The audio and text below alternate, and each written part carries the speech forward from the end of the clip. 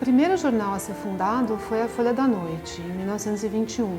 A Folha da Manhã apareceu em 25.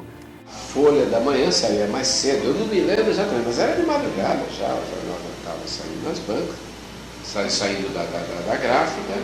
Depois saía a Folha da Tarde, que era o primeiro vespertino, mas saía já de manhã, circulava, acho que lá para as 7, 8 horas já estava nas bancas.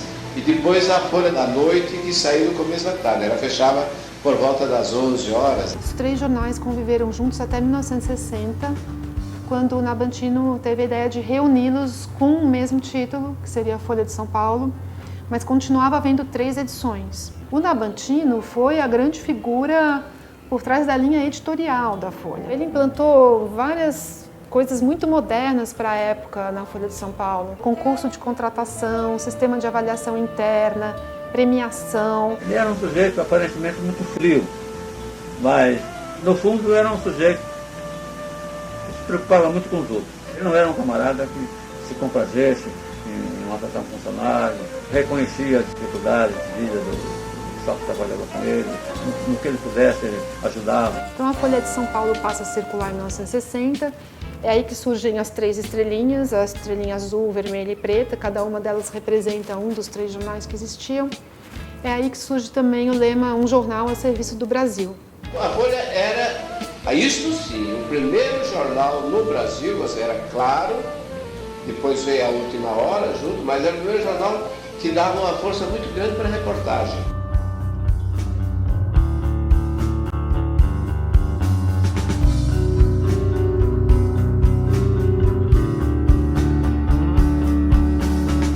Na virada dos anos 50 para os anos 60, quando Jânio Quadros assume a presidência, ele acaba com o subsídio para o papel jornal, e isso aumenta muito os custos da empresa. Acontece um outro evento que vai tanto aumentar os custos, de novo, da empresa, quanto abalar o Nabantino pessoalmente, que é a greve dos jornalistas, a greve de 61. E foi uma greve muito vitoriosa, realmente a cidade ficou sem informação. E várias pessoas atribuem a essa greve uma espécie de desencanto do Nabantino com o jornal.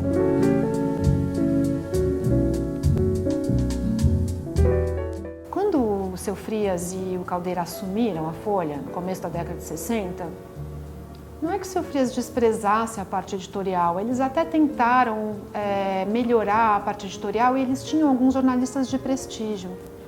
Mas logo depois veio o golpe de 64.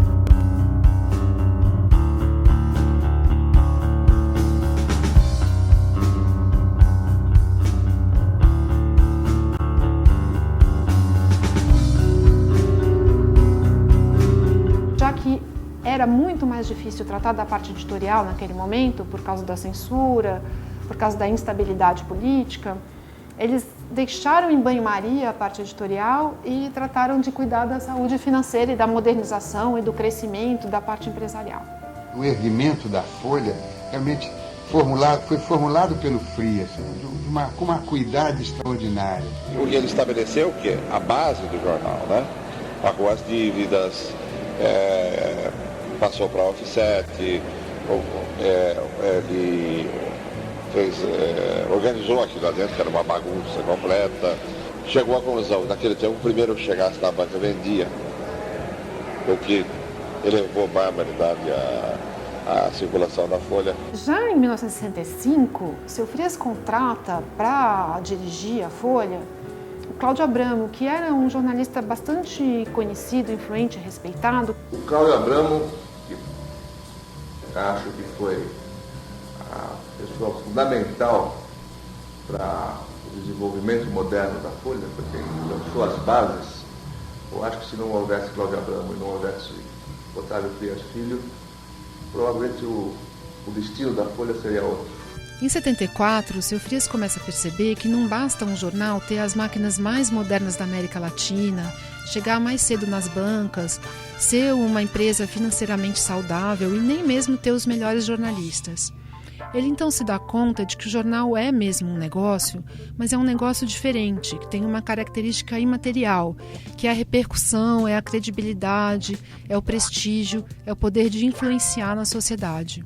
E a partir dessa percepção é que começa a ser organizada uma verdadeira revolução na Folha, que vai transformar o jornal no mais importante do país. Não só seu Frias queria transformar o jornal numa instituição importante politicamente, como ele também tinha uma personalidade que casava muito bem com o projeto que ele tinha para o jornal, que era de favorecer a dissonância. Eu fiz, se você quer que eu escreva numa página, que eu faça um comentário político, precisamos ter uma página de opinião, porque senão não dá.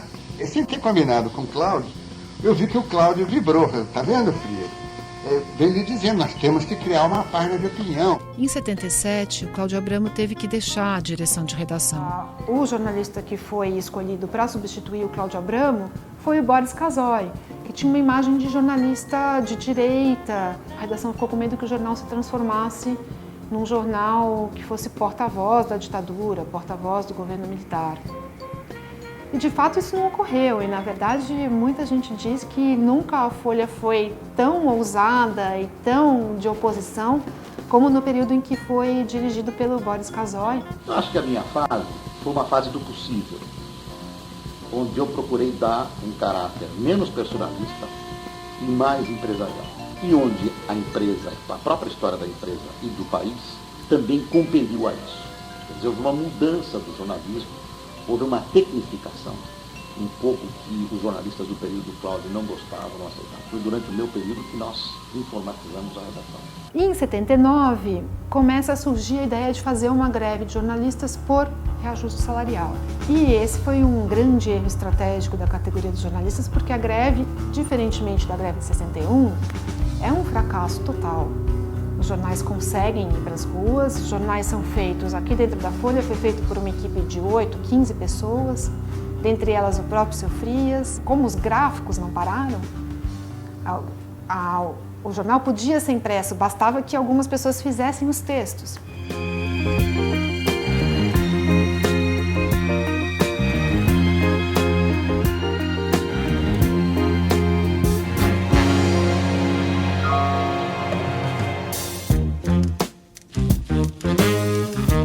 A partir da campanha das diretas, a preponderância da Folha no cenário ficou indiscutível.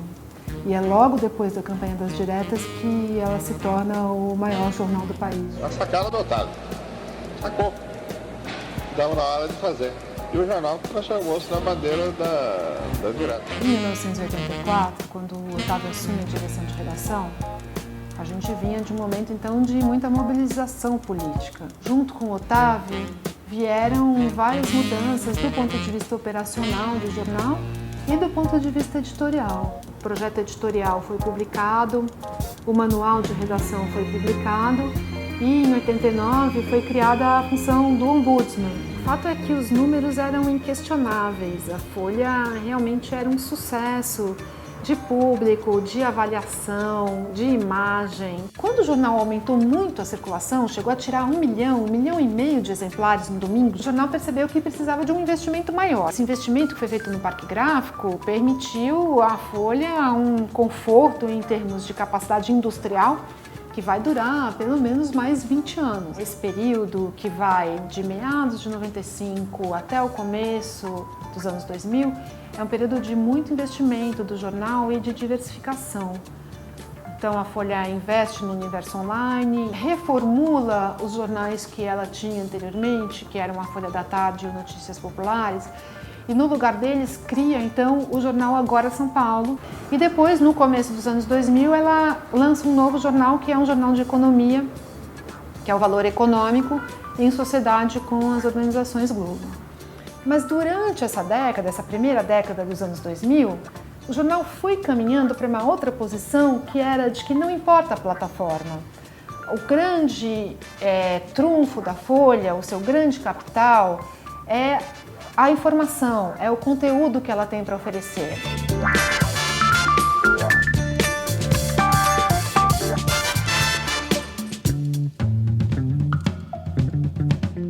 Então a Folha, nesses anos 2000, deixou de ser um produtor de jornal, um produtor de papel impresso em tinta com as notícias diárias, para ser um produtor de informação 24 horas por dia nas mais diferentes plataformas e com as mais diferentes linguagens. Os 90 anos da Folha, eles são formados por esses fatos mais marcantes, por figuras que ficaram mais famosas, que são mais notórias, mas a história de um jornal é feita por uma equipe, pelas pessoas que trabalham juntas naquele jornal.